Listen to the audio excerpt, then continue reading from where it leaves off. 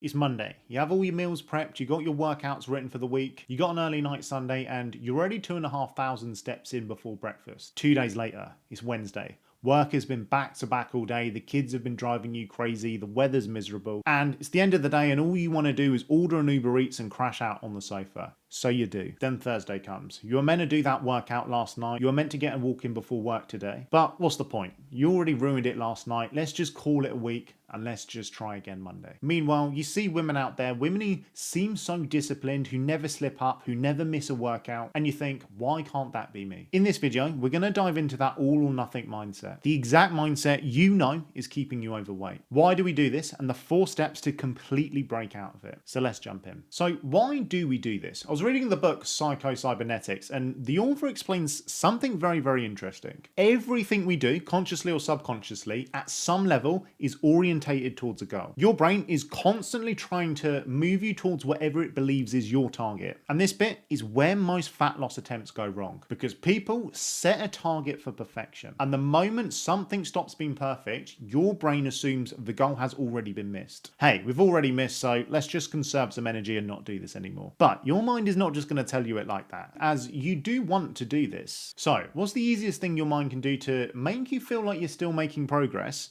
but your mind knows you won't? Let's just start again Monday. So how do we break this? After working with hundreds of women stuck in this cycle, I've come up with the 4 steps to break this mindset. Step number 1, change the target. Most people vastly overestimate what they can do a month, but underestimate what they can achieve in a year. If I was to give you 2 options, option A, you can lose whatever amount of weight you want to lose this month, but it's going to be miserable, you're going to hate it, and you're going to be counting down the days till it ends. And as soon as it's over, you're going to put the weight straight back on within a week. Or option B, you lose the weight in 6, 9, maybe 12 months, but you enjoy the process, you still get to enjoy the foods you eat, you take the time learning about the right exercises you need to do, and build habits which start to become just who you are. And at the end, you'll look back on the journey with nostalgia, because that was the period of time you transformed into the person you needed to be to not only lose the weight, but keep it off forever. Which one would you choose? Well, to be honest, it doesn't really matter what your answer is, because it's not what you say, but it's what you do. And every time you go for a 6-week boot camp or a 4-week challenge,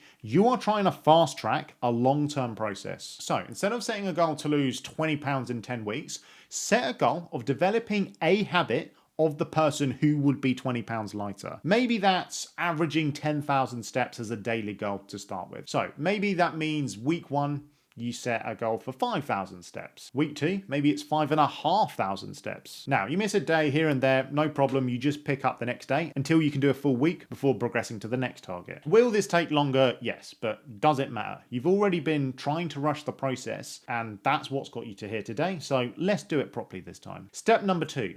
Build in some pattern interrupts. When you go off plan, because you will, the best thing you can do is break that pattern quickly. So come up with some quick and easy to execute pattern interrupts to break the cycle immediately. Go off track with snacks after dinner?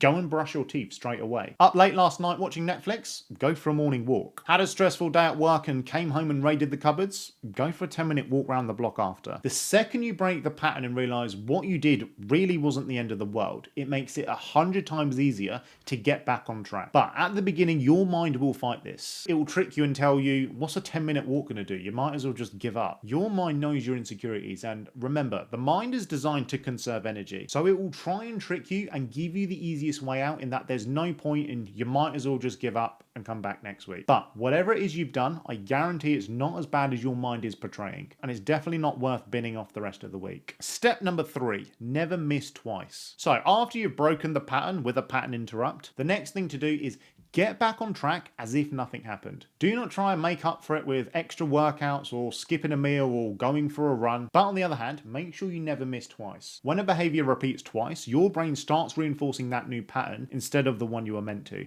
Missing once is an accident, missing twice is the start of a new habit. So your goal is not to be perfect, but to never miss twice in a row. Step number 4, accountability. Now, you can just do the first 3 we've gone through and still break that all or nothing mindset, but If you really want to guarantee you make sure you push all the way through to your goal, you'll want this next one as well. As I was saying before, your mind knows your deepest, darkest secrets and can sometimes blur the lines between when you should actually give up. There'll be times where you're not motivated and your energy's down, and that is when the mind is most persuasive. And that's when unbiased external accountability can be that fuel you need. Someone to just tell you what you need to hear, not what you want to hear. Did you grab that takeaway because you had a family emergency, you've been in the hospital for the last 12 hours and that's all that was available?